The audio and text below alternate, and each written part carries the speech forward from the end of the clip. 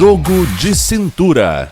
Oiê! Começa agora mais um Jogo de Cintura e nesse programa teremos a 7ª participação especial. Sim, já contamos com 6 convidadas aqui para engrandecer esse timaço aqui do Jogo de Cintura e hoje nós estamos com... Vou apresentá-la primeiro, tá, gurias? Tá. Leila Moura, assistente social Leila Moura, nos dando a honra da sua companhia aqui. Muito obrigada pelo convite. Espero ter horas agradáveis com vocês. Já rimos bastante no bastidor antes de começar para treinar toda a mandíbula já para as nossas próximas gargalhadas, né? Aliás, muito comentadas as nossas gargalhadas por aí. Também conosco...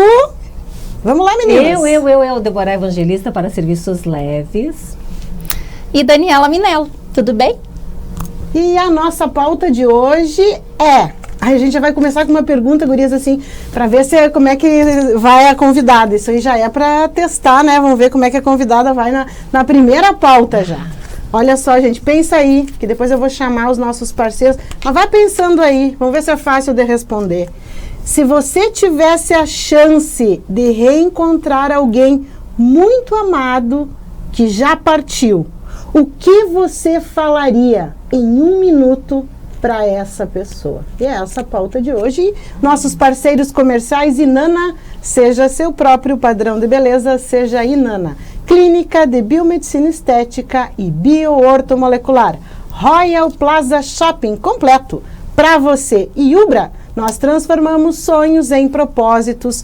Nós fazemos Ubra. Como a pergunta é bem fácil, todo mundo vai querer começar, né?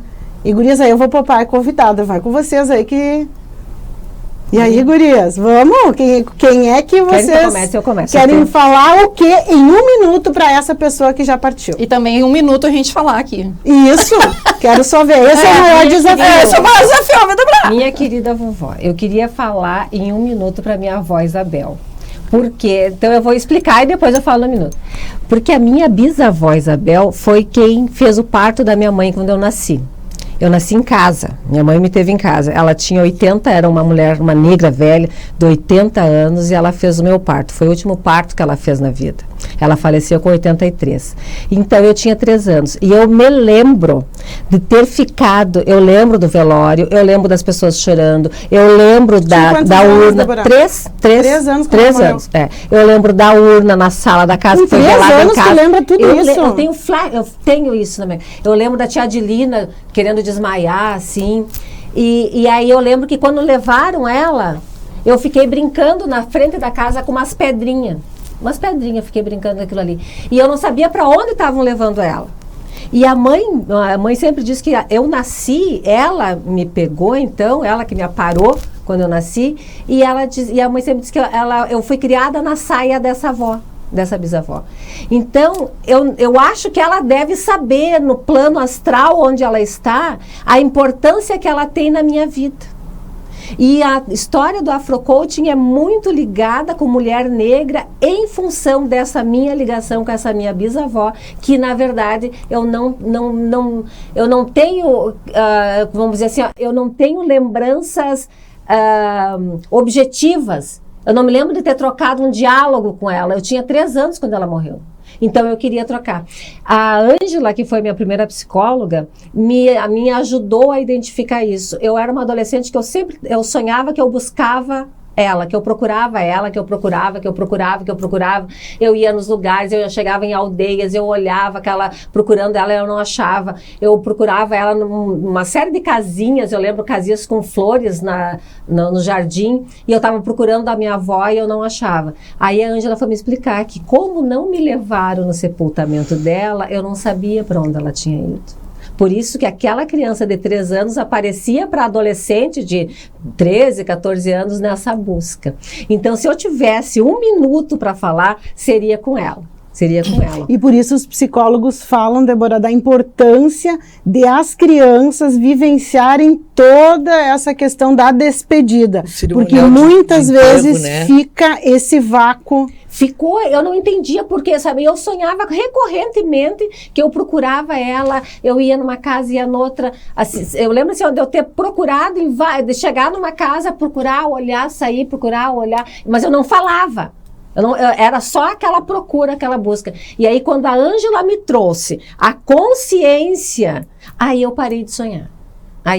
Porque daí tu enterrou ela de verdade. E muitas vezes, eu me lembro do Cadu Seixas explicando, psicólogo, no nosso programa Faz Sentido.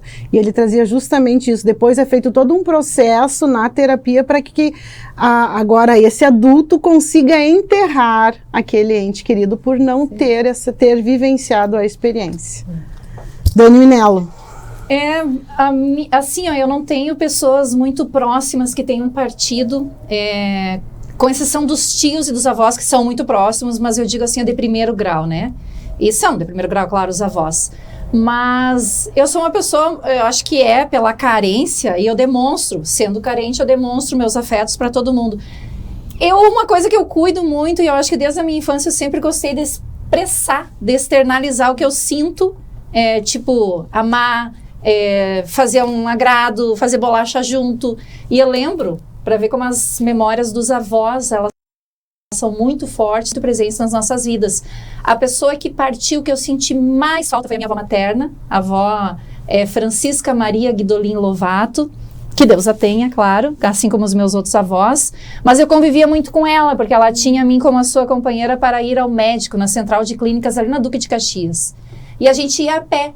E a minha avó era mais graúda, assim, e ela cansava, porque ela tinha problemas cardíacos, e ela cansava e a gente ia parando e sentando nas calçadas da rua. E eu lembro muito, assim, claramente, que eu aproveitei muito. Só que eu senti muita falta. E aí a gente tomava sorvete, a minha avó, eu gostava de fazer surpresa, e eu lembro uma vez uma situação muito engraçada, que eu não sabia que ela tinha usado umas roupas, e ela estava posando lá na nossa casa. Ela foi tomar banho e eu quis fazer uma surpresa. Adoro fazer surpresa. Aí disse, vou arrumar a cama da avó Chica, que ela estava dormindo no mesmo quarto, vou dobrar todas as roupinhas dela. E eu tenho mania de cheirar as coisas. E eu fui lá e cheirei uma calçola desse tamanho. Eu quase tive um treco, gente. Então, assim, ó, de tanto que eu gostava dessa minha avó, a avó Chica, que a gente chamava, eu queria agradá-la. E quando ela entrou, tava tudo dobrado, inclusive a calcinha velha usada ali. E ela disse assim, o que tu fez, Daniela? Ela disse, vó, eu dobrei tudo. Então, assim, ó, eu acho que eu daria um grande abraço e diria, tu faz falta aqui, assim como os meus avós, porque a gente convivia mais com os avós, né? Hoje em dia a gente até, eu vejo assim, ó, a minha relação que eu tenho dos meus filhos com os meus pais, que são os avós deles, e com a avó paterna, é de deixar lá, e não da gente ficar todo mundo junto. A gente deixa por uma necessidade. Eu vejo assim que a gente não convive tanto, a gente vai assim a fim de semana. Mas eu podendo, eu levo o dia de semana e eles ficam lá. Só que eles não têm tanto esse convívio. Eu aprendi a fazer bolacha com a minha avó, aprendi a fazer puína com a avó paterna, aprendi porque eu assistia, ela fazia questão, a avó Natalina, mãe do meu pai, matar galinha degolada, que fazia assim, ó. Tu sabe? Eu sei, mas eu jamais vou matar uma galinha. Mas eles faziam questão de nos ensinar essas coisas de sobrevivência, né? Então, desde a questão do escalda-pés, eu aprendi com os meus avós paternos, eu assistia eles na volta, assim, ó, do fogão a lenha. Então, eu daria um imenso abraço e diria que eles fazem muita falta. Mas é um rito de passagem que todos nós teremos um dia, então eu não posso ser egoísta. E a gente também não sabe que vida é essa espiritual que existe após a morte. O que a gente sabe é que existe. Então, eu daria um abraço e eu dizer assim, tô aqui honrando teu nome. Débora, qual é o conteúdo da mensagem que tu diria para tua avó? Tu não falou que tu falaria para tua avó. Não, mas o que tu falaria para tua avó? Eu ia dizer, primeiro agradecer ela me ter trazido a vida, né? Eu acho que assim, a ideia do chegar aqui e ser amparada por uma mulher negra com 80 anos, que fez questão de fazer aquele parto, acho que foi muito importante. O meu nome é Deborah Cristina. E é Cristina porque ela escolheu. Então, isso também tem uma coisa assim da minha mãe ter permitido a ela ter essa ligação tão forte comigo. Que a mãe conta que ela chegou e perguntou para Tereza, se for uma guriazinha, tu coloca o nome de Cristina. Nenhum neto tem o nome de Cristina, eu queria tanto colocar o nome de Cristina. E a mãe prontamente, não, vó, se for uma menina, vamos colocar, e se for menino, colocamos Cristiano. Então, assim, essa abertura da minha mãe também, né? Mas eu diria, assim, o quanto eu amo ela, o quanto ela é importante na minha vida, o quanto ela tá aqui, todo santo dia comigo. Todo santo dia. Leila, e tu, Leila? Eu me remete à relação com a minha mãe. Minha mãe foi uma pessoa extremamente importante na minha vida, e ela era uma pessoa que foi importante não só para os filhos, mas para uma comunidade inteira. Tanto que quando ela faleceu, nós morávamos em Pierre Machado, uma cidade de 5.000 habitantes, na região entre Bagé e Pelotas. A cidade inteira parou para homenageá-la, né? Então ela tem muita representatividade, até hoje as pessoas se referem a ela com muito carinho. E quando surge essa pergunta, eu lembrei que há uns anos atrás, sei lá, acho que na década de final dos anos 80, eu fui morar no Piauí. E naquela época a gente não tinha internet, não tinha celular.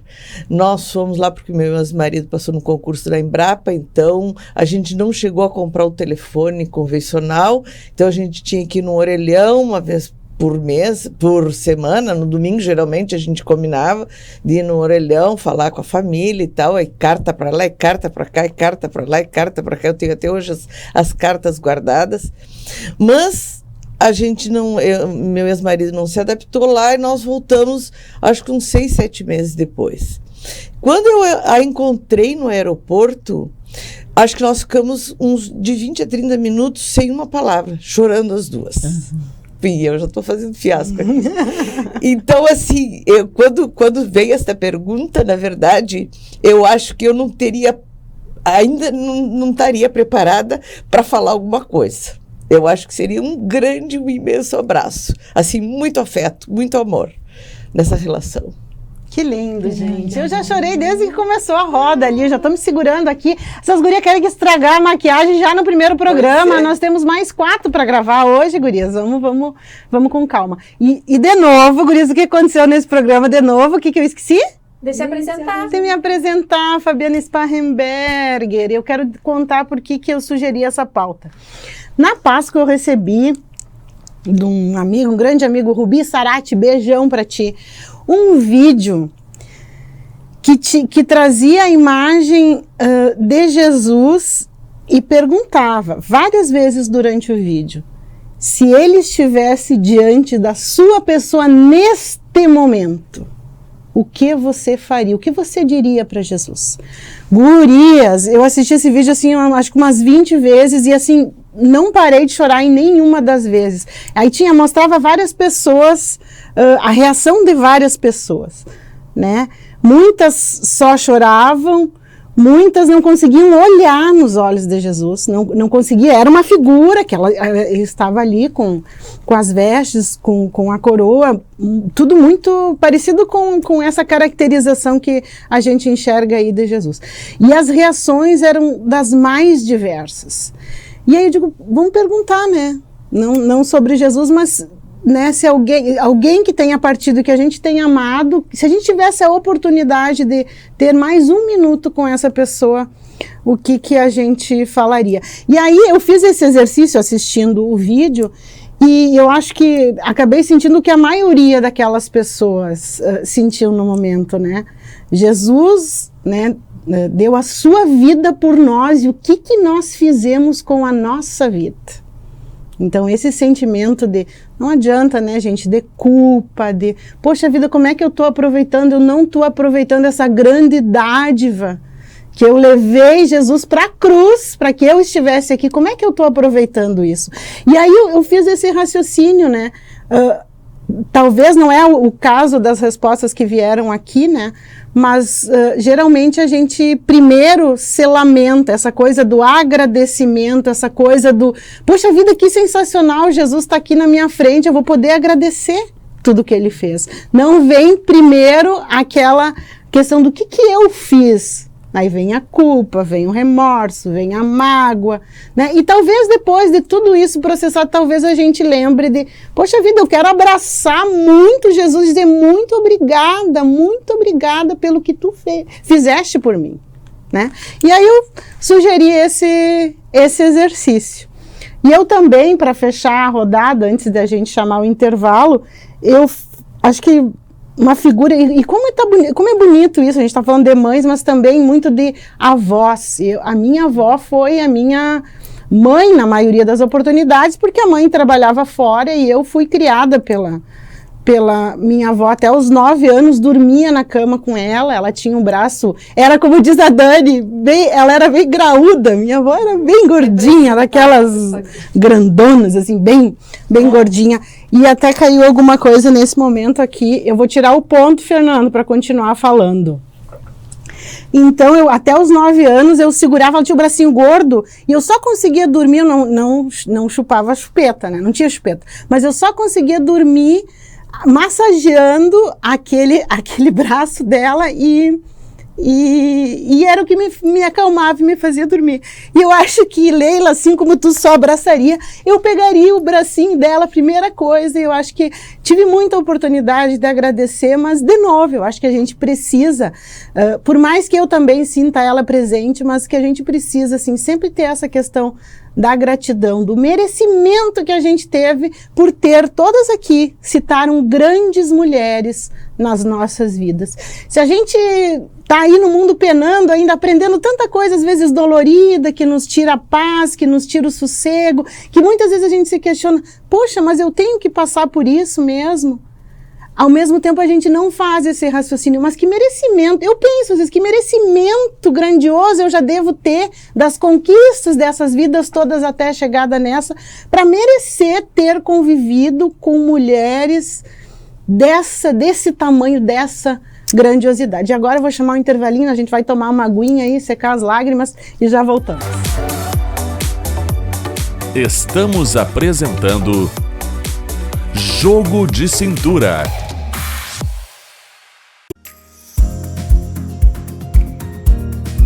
Vem para a Ubra e comece a planejar o seu futuro hoje. As inscrições para o vestibular da Ubra estão abertas. A Ubra oferece cursos presenciais, híbridos e EAD. Estude do seu jeito, escolha o formato de ingresso e desconto que mais combina com você. Mais qualidade de ensino, mais flexibilidade. Chegou a hora de colocar mais Ubra na sua vida.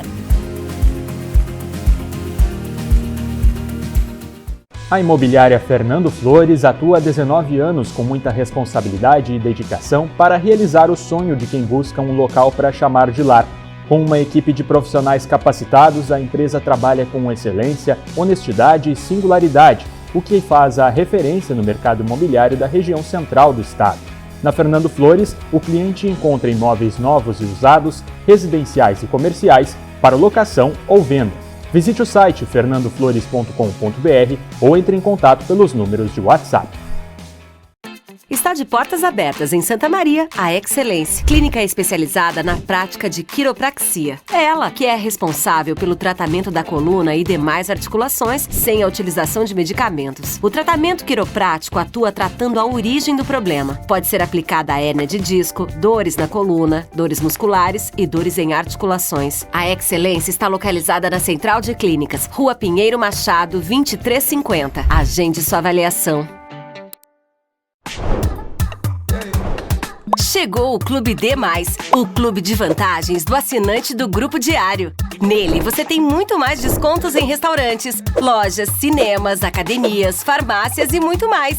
Vem ser mais. Assine agora pelo WhatsApp 55 32 13 7272 ou pelo site do Diário. Clube D+, muito mais vantagens para você.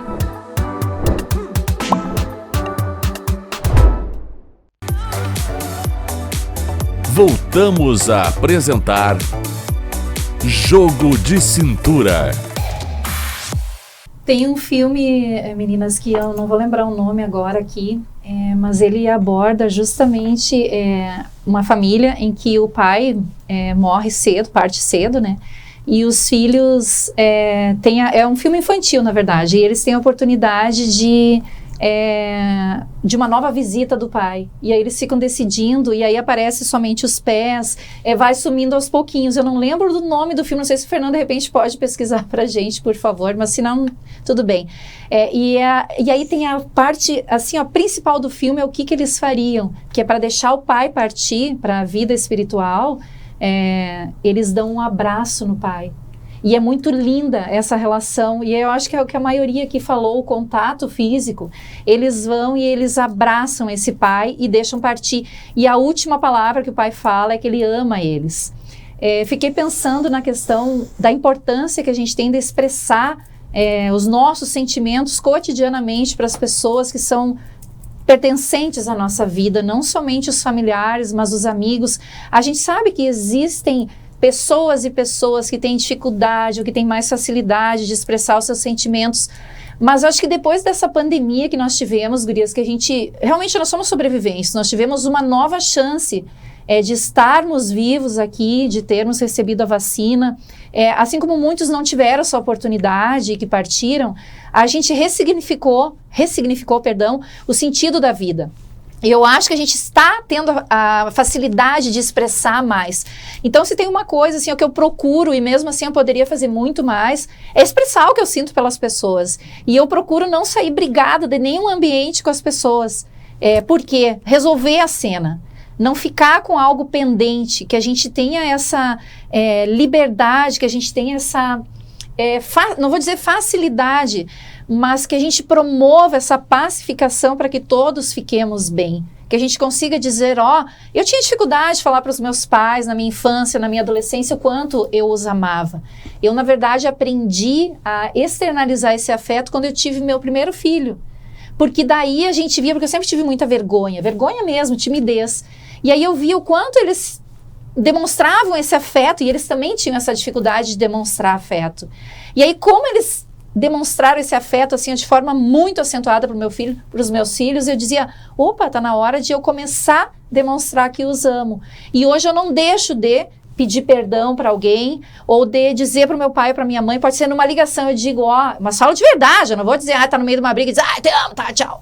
Não, da gente externalizar, da gente não deixar nada para dentro, assim, que a gente consiga dizer o quanto eles são importantes para a gente. Por isso que eu fiquei pensando que a gente tenha uma vida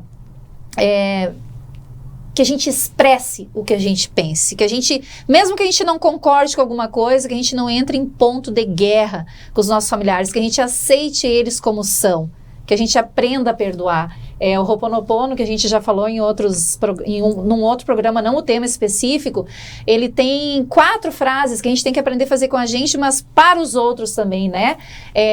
Tu sentir por algo que tu não tenha feito de acordo com a pessoa ou contigo, perdoar, dizer que ama, e o outro sinto muito, me perdoe, sou grato, a gratidão, e dizer o quanto a gente ama, isso para os amigos, como para as pessoas, assim, pessoas que estão no nosso cotidiano, as pessoas que trabalham com a gente, que a gente não tenha essa vontade de falar algo e ficar apenas na vontade, que a gente consiga ter esta coragem. E não precisa ser verbalmente apenas, né? Através de um bilhete, através de uma mensagem, que a gente consiga ter essa coragem de externalizar. Eu acho que isso, daí a gente entra naquela questão, o que eu gostaria de falar, a gente fala em vida.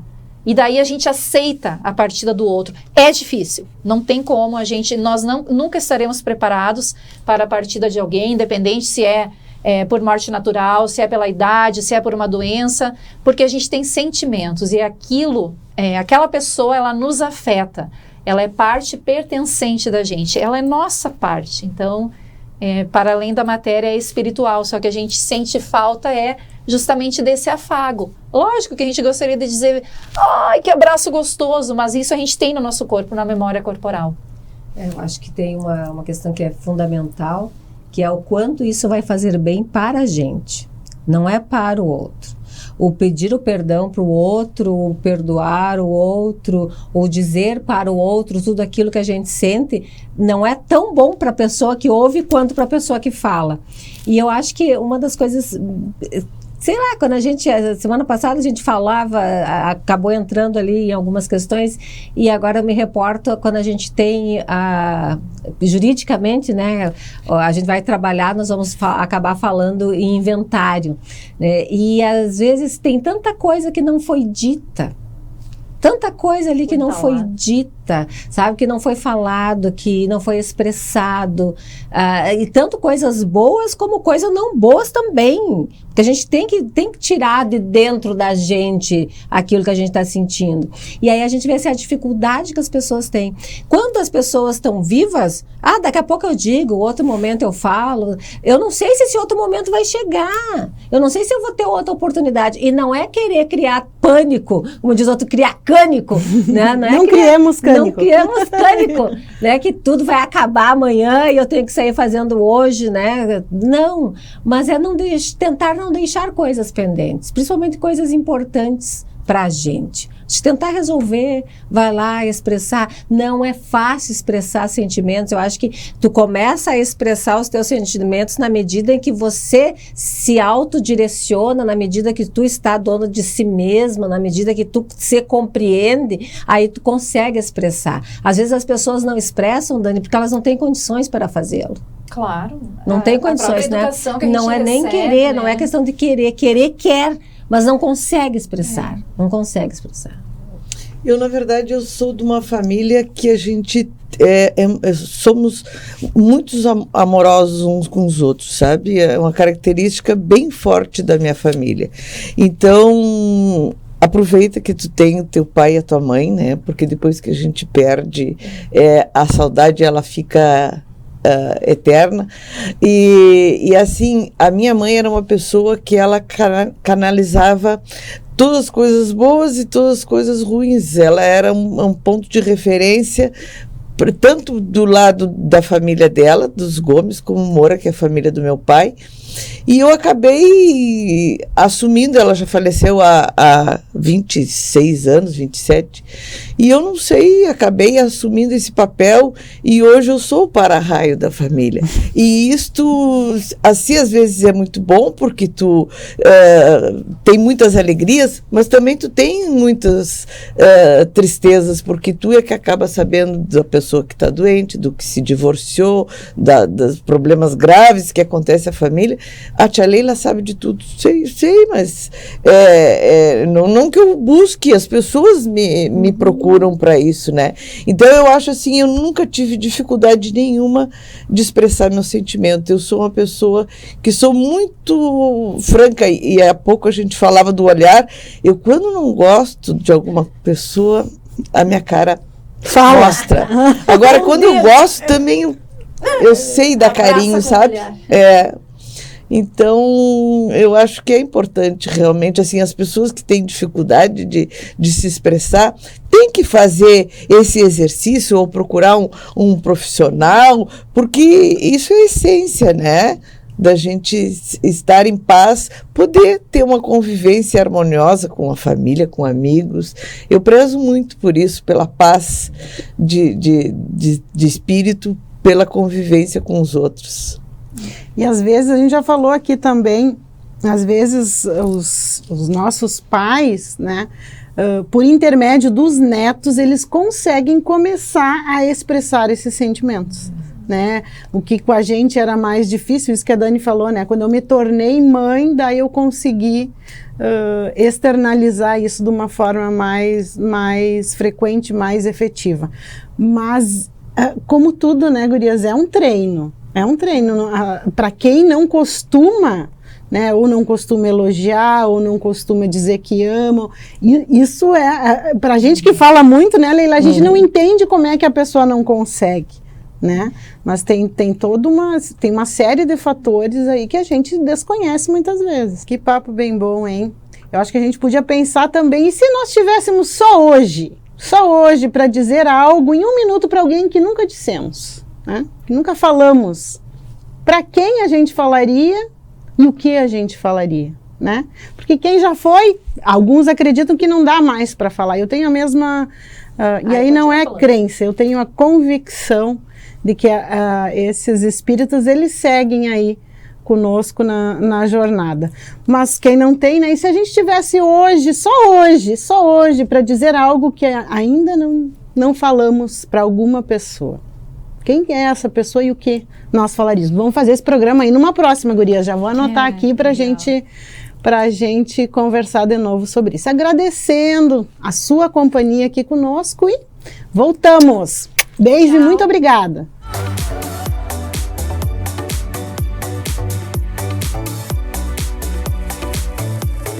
Jogo de Cintura.